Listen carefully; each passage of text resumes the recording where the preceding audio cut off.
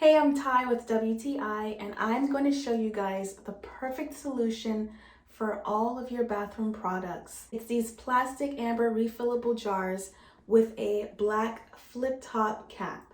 I am a neat freak and an organization freak. I love seeing things looking uniformed and cohesive. I'm the type of person who will buy a product that is already in a container and put that product into a different container.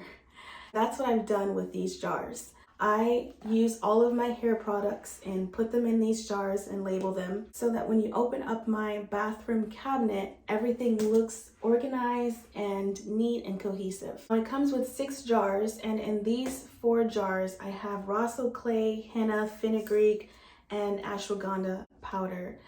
They're also 16-ounce jars, so you can actually put quite a bit of product in these jars. You don't just have to put solids in here, you can also put liquids and gels in these jars.